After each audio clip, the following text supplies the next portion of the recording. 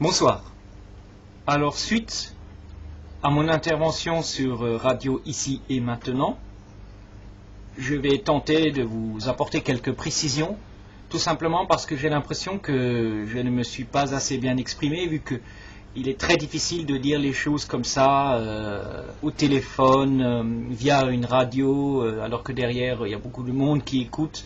Donc le téléphone et la radio servent d'écran, mais quelque chose d'énorme se trouve derrière, vu que beaucoup de gens écoutent. Donc paradoxalement, c'est quelque chose d'énorme, donc il n'est pas évident de s'exprimer. Alors, pour ceux qui n'ont pas compris, je vais tenter de vous éclairer davantage, mais il n'y a pas de miracle, il n'y a pas de recette miracle. J'ai dû enquêter, j'ai dû beaucoup lire pour trouver ces notions-là.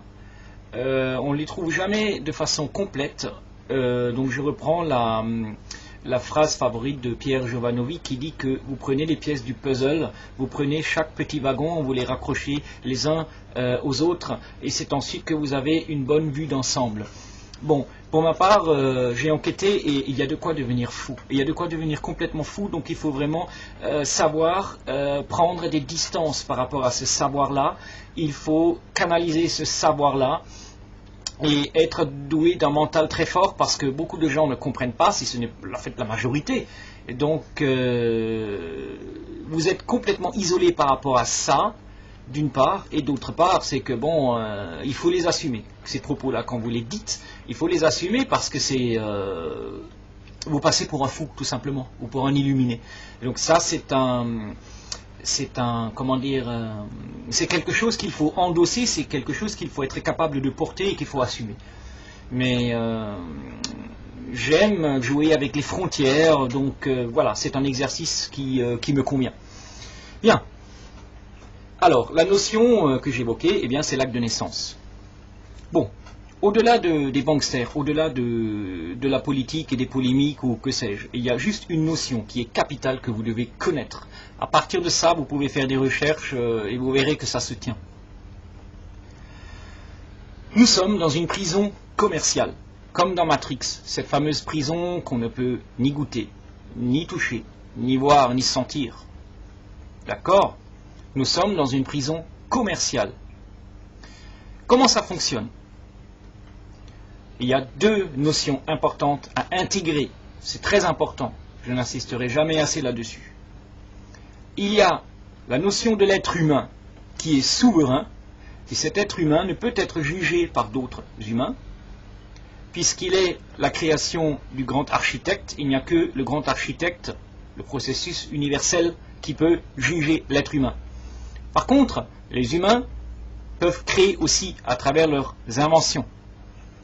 Et ils ont inventé l'acte de naissance, affilié à un numéro de sécurité sociale. Donc, l'acte de naissance que vous portez est votre prison. Je vais vous dire pourquoi. Parce que à chaque fois que vous achetez quelque chose, une propriété, si vous ouvrez un compte bancaire, lorsque vous vous mariez, lorsque vous achetez une voiture ou quoi que ce soit, tout ce que vous signez et achetez à votre nom, eh bien, vous le perdez. Vous le perdez au moment même où vous croyez l'acquérir, parce que justement, vous le signez à votre nom. Il est très important de comprendre que l'acte de naissance appartient au gouvernement.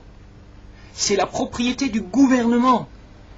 Donc, quand vous signez quelque chose à votre nom, eh bien, vous le perdez. Vous n'avez que le droit équitable. D'accord ? Pardon, le droit équitable, excusez-moi. Vous n'avez que le droit équitable. Mais vous n'avez pas le droit à la possession. Vous êtes propriétaire, mais pas possédant. Pourquoi ? Parce que le nom qui figure sur l'acte de propriété que j'ai ici, voilà, alors j'ai enquêté, je suis allé voir mon notaire. Lui, il a carrément pété une pile. Donc c'est la preuve que j'ai mis le doigt sur quelque chose de sensible. Je suis allé le voir avec ici mon dossier, l'acte de propriété de mon appartement locatif. Je vais d'ailleurs le revendre parce que c'est pas la peine. Il y a marqué dessus mon nom en majuscule et mon prénom en majuscule. C'est comme ça qu'ils identifient le propriétaire. Et ce nom et ce prénom qui se trouvent sur cet acte de propriété se trouvent où ? eh bien, il se trouve inscrit sur l'acte de naissance original possédé par l'État. Et c'est ça, il faut différencier l'être humain intègre et mon âme, que je suis vraiment, et mon nom, qui est la propriété du gouvernement, qui est la personne juridique. On ne peut pas saisir et juger un être humain. Par contre, on peut saisir une raison sociale, on peut saisir une personne juridique, parce que c'est une corporation, une entreprise, associée à un numéro de sécurité sociale. Donc ce qui est très grave, c'est que quand vous achetez une propriété, non seulement vous n'êtes pas possédant, mais en plus, ça va être utilisé comme collatéral par rapport au paiement de la dette qui ne cesse de s'alourdir. Et dans ce livre qu'il faut acheter absolument, c'est bien expliqué, qui s'appelle Bankster.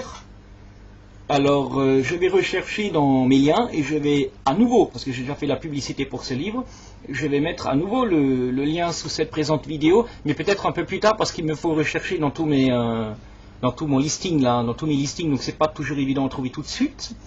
Donc voilà, c'est écrit dans Bankster, c'est bien expliqué comment est créée la monnaie fiduciaire, comment on nous entube avec l'acte de naissance, en nous faisant croire que c'est nous, alors qu'en fait c'est la propriété de l'État. Et voilà, donc ça c'est la notion la plus importante à connaître. Ensuite, par rapport à mon, mon notaire, mon appartement, je suis allé voir mon notaire, je lui ai demandé, écoutez, excusez-moi, il y a une couille là-dedans, je ne suis pas propriétaire, j'ai pas tous les droits sur cet appartement, j'ai le droit de le revendre, j'ai le droit de le refaire à l'intérieur à mon goût, j'ai le droit de le louer, j'ai le droit d'y vivre et d'y faire à peu près ce que je veux, d'accord. Mais je ne suis pas possédant parce qu'il y a mon nom dessus. Et moi, ce qui me pose problème, c'est que le gouvernement est propriétaire de mon acte de naissance. Je ne sais pas si vous essayez de comprendre ça. Je ne peux pas vous en dire plus. Différencier l'être humain de la raison sociale. Différencier l'être humain de la personne juridique. L'être humain a les droits innés. Quand les politiques, moi ça me fait bondir quand les politiques me disent, ou nous disent, vous avez des droits mais vous avez aussi des devoirs. Non, nos droits ne nous viennent pas des hommes corrompus. Ils ne nous viennent pas des gouvernements corrompus. Les droits nous viennent de façon innée de l'univers, de la création, du grand architecte. D'accord? Et donc les devoirs qu'ils aillent se faire foutre. Eh bien les devoirs nous en avons par rapport au contrat que nous signons. Quand nous signons, c'est interprété comme un contrat avec les banksters et l'État. Et donc quand vous signez quelque chose à votre nom, vous le perdez, vous le transférez à la couronne, puisque l'État, la couronne, est propriétaire de votre acte de naissance. Alors essayez d'obtenir votre acte de naissance. Alors on vous dira, vous pouvez avoir autant de copies que vous voulez, mais vous ne pouvez pas acquérir l'original, et donc vous ne pouvez pas le sécuriser. Demandez-vous pourquoi. Ceci sert à vous maintenir en esclavage. Tout ce que vous croyez avoir est adossé à ce nom, et donc est sous contrôle du gouvernement et appartient vraiment au gouvernement. Par contre, par exemple, quand vous achetez, je ne sais pas moi, des pièces d'or, des pièces d'argent, en anonyme par exemple, avec du liquide où il n'y a aucune trace, là c'est l'être humain qui achète. Parce que là on ne peut pas vous le saisir, c'est pas sous contrôle. Comprenez-vous la subtilité entre la personne juridique et l'être humain? Voilà, c'est à peu près tout ce que j'ai à dire. Je crois qu'il faut prendre du recul par rapport à ça. Donc moi je vous invite à lire Bankster. Je vous invite à questionner aussi votre notaire. Vous allez voir qu'il va péter une pile parce que le mien il a commencé à rougir. Hein. Il est devenu tout rouge direct et il a commencé à tenter de contourner avec tout un jargon professionnel cette question de l'acte de naissance. D'accord? Et il est devenu tellement fébrile et nerveux qu'il en a perdu la boule et il m'a viré au bout de 10 minutes. Il m'a pris par le bras, il a dit bon nous avons fini et il m'a mis dehors. Donc c'est dire que j'ai touché un nerf sensible mais il ne veut pas le dire parce qu'il a un privilège avec sa profession en 2 francs. Pour ça il ne veut surtout pas le dire. Cette arnaque le fait vivre. C'est tout. Voilà. Donc moi je vais me débarrasser de ça et une voiture à mon nom, bon, je m'en fous. Le compte bancaire à mon nom, je m'en fous parce que quand l'argent est viré, moi je le sors de toute manière. Hein. Bon, bref, je suis toujours sous contrôle comme tous, hein, mais le moins possible. Voilà, donc essayez de prendre du recul par rapport à ça. Ensuite, moi, je vous invite à vous abonner au Liezi. Alors ça, c'est extraordinaire.